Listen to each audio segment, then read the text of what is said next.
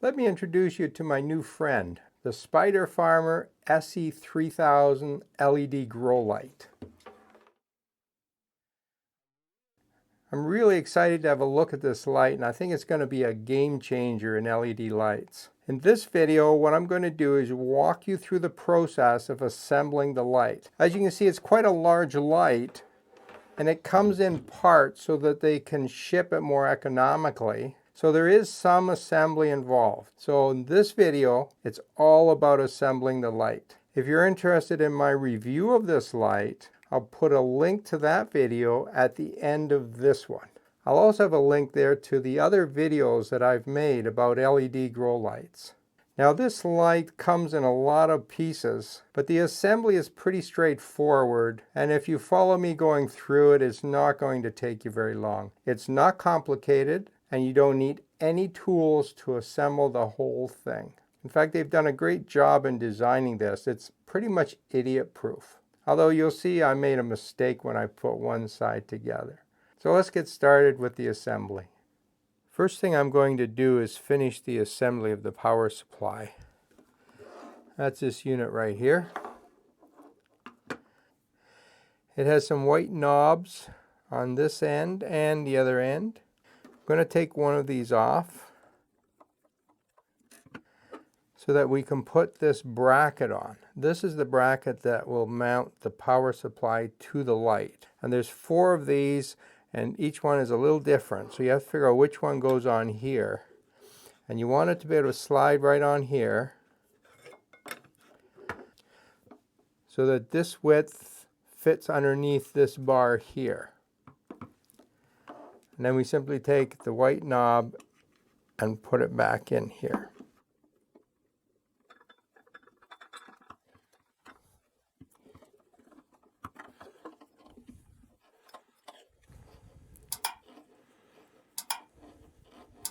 This is designed so that this bar can slide back and forth. And we're going to need that later to fit onto the lights. But for now, just position it somewhere on there. And we'll do the final adjustment later. Now go ahead and put on the other 4 bars like that. When you've got the brackets on, just turn the power supply over and make sure they're in the right position. So this is what it looks like from underneath. The lights will eventually be right in here. Now let's start assembling the light. Let's have a look at the main parts of this light. We have 2 bars like this. They have Spider Farmer right on the bar.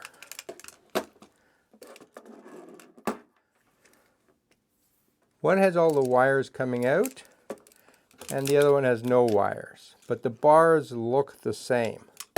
Now if you have a close look at this bar, you'll see that there are triangles and circles.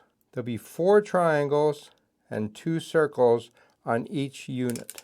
These marks show you where different things get attached. The circles are the rings for attaching the wires that will hold the light up. The triangles are for the lights themselves. It's a good idea to do these right now because later on there's less space for your fingers. So what you want to do is take one of these rings and put an O-ring on it. Then pick up one of the end bars and find a little sliding metal in here that has a space for this screw to go in. In this case, this is a square piece. But in any event, there should be 2 of them on the bar, one here and one approximately here. But they're designed to slide, so they may be a little out of place. Mine's here, the circle is here, and that's not a problem. Take this, stick it in here, and just screw it in.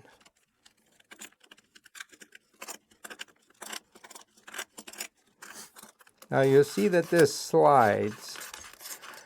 The best place to position it is right across from this circle. So I'll come down here and then tighten it up. Now do the same with the other hooks. This is one of the light units, and it will go perpendicular to the end pieces. And you'll notice that the light unit has a wire at one end and none at the other. So you have to make sure you position this wire close to this wire because these will get connected. Take one of the light units and place it on the table. Take a second one and place it close to the first one. Now take the end bar and put it on top. These lights will line up with the triangles. To connect those two together, we use one of these wing nuts. Put it through the hole here and find the connecting piece right by the triangle and just screw it together. Now don't make this one too tight yet. It's better to get all of these in place and then go around and tighten this. That'll allow you to adjust things as you go. Now let me show you how to do another one. Take the wing nut, put it through the hole,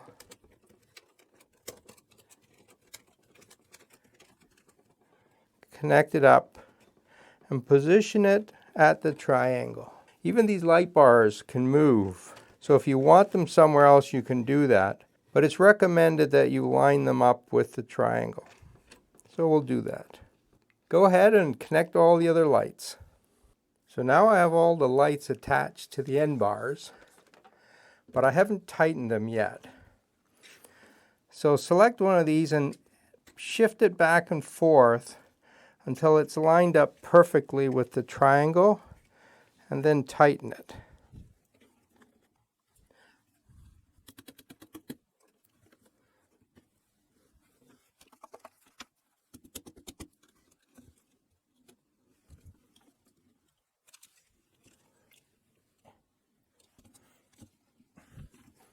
Now we got a nice sturdy light.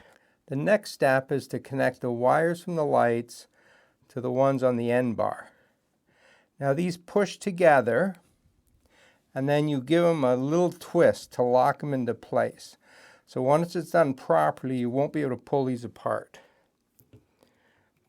Push them together, and you have to find the little slot where they go in. Push them together all the way, give them a twist and test.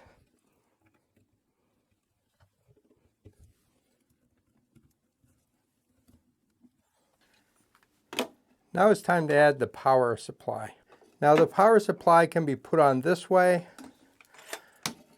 or this way, but I've decided that I'm going to have all of these wires near the back and make this side the front of the light. And if this is the front, I want all the knobs here and the on-off switch near the front. So I'm going to put the power supply in this way. Take these white knobs and just loosen them a bit so that this slides back and forth. Now position it on the light.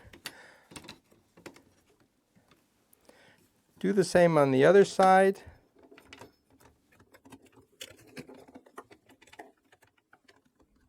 Oops. And when I did that, I realized that I put these brackets on the wrong way. They should have this lip over here so it can be outside of the light bar, and my lip is on the inside. I have to move this one over here and this one over here.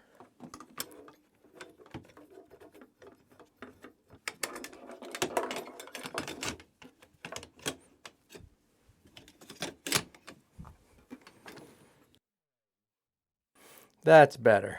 So when this is sitting properly, you'll see this bar going over the edge here, and you won't get much sideways movement. Decide where you want to position this, and I'm going to slide this a little farther towards the front.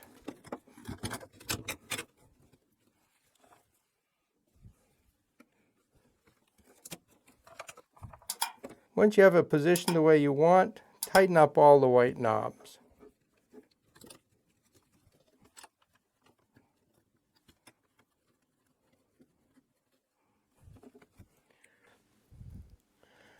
There's also a black knob with a plastic screw in it. I don't know how strong these plastic pieces are. Probably not very strong, so when you're screwing this in, be a little careful. But these go on the side as an extra precaution and just hold it in place.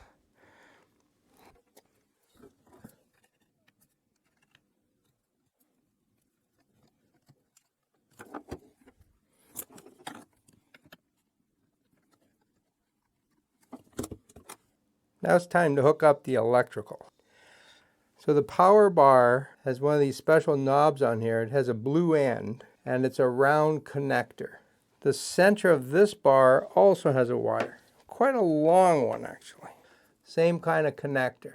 They only go together one way, so stick them in straight and it actually snaps into place. If you want to release it, turn the blue knob and they come apart easily. The power comes in here, and there's an extra power cord that plugs in here and to the wall.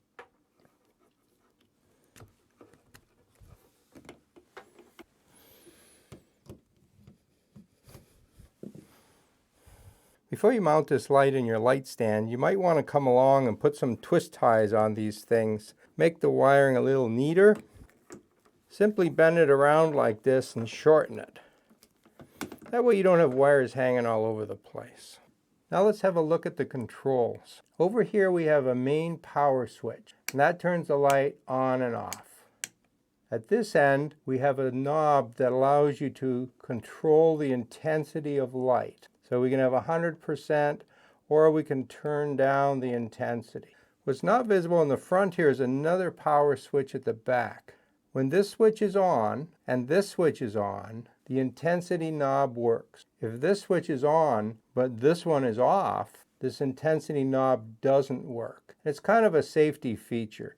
If you never use this, you don't want to turn it accidentally, just leave this off. But at first it's a little confusing because you might plug it in and see how the light's going. You turn this on and this isn't working.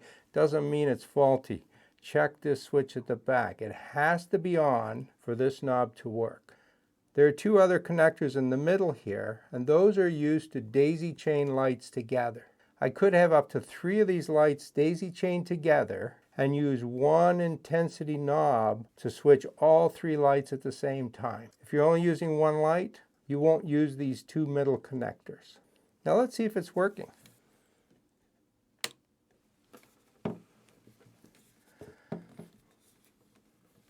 So I've plugged it in and turned it up to maximum intensity. That's what the light looks like. If I turn down the intensity, it looks like that. The last thing in the process is to add the hanging brackets. There are 2 of these brackets. You put one on each end. These are pretty simple.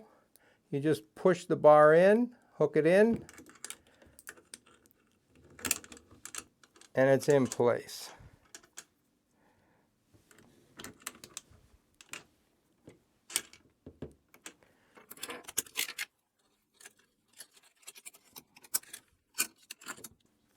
To hang this, you actually use a pulley system.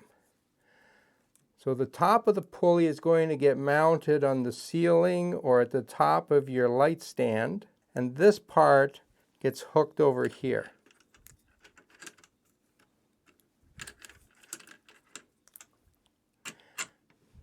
Now if I want to lower this, there's a little security knob here. You'll lift this, and now the string comes out and you can make it as long as you want. Once it's hanging, if you want to raise it, you just pull on the string. And that shortens it, and it automatically catches. There's one of these for each side.